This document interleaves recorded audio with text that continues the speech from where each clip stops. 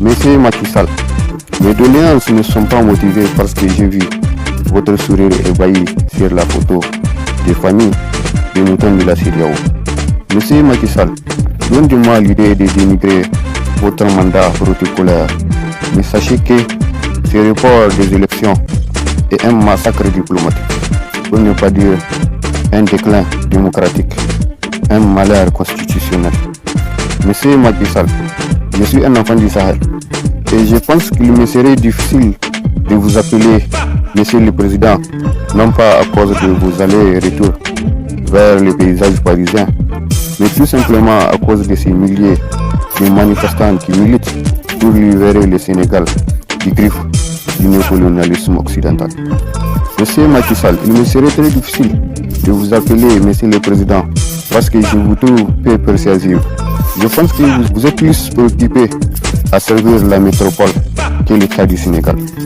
Monsieur Macky Sall, le peuple sénégalais estime avoir vécu un préjudice quand vous avez reporté les élections, tout comme quand vous avez énormément rusé pour contrer la candidature d'Ousmane Sonko. Monsieur Macky Sall, je ne me suis pas contenté de regarder à la loupe votre politique, même si je pense que vous êtes tout ce que Malcolm X a qualifié jadis de nègres de maison. Je pense que vous êtes tout ce que Smarty a qualifié de mouton au pouvoir. Monsieur Macky Sall, le peuple vous a élu pour servir la constitution de l'État du Sénégal et non pas pour mettre l'État du Sénégal à la merci de cette mission suicide du néocolonialisme occidental. Monsieur Macky Sall, vous avez certainement remarqué que les moutons récalcitrants de la CEDEAO n'ont jamais cessé d'embellir la démocratie nouvelle et colonisatrice des enjeux stratégiques de l'Afrique.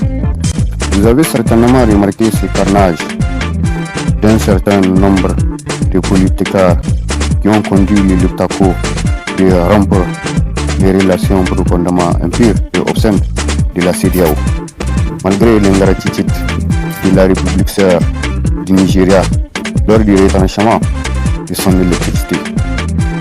Monsieur Macky Sall, sachez que même à des milliers de kilomètres de Dakar, je peux déduire que ces manifestants sont les retombées d'un espoir et d'un optimisme qui a animé chaque Anta Diop avant de converger vers les cris des Felwinsar dans les discours aux nations nègres.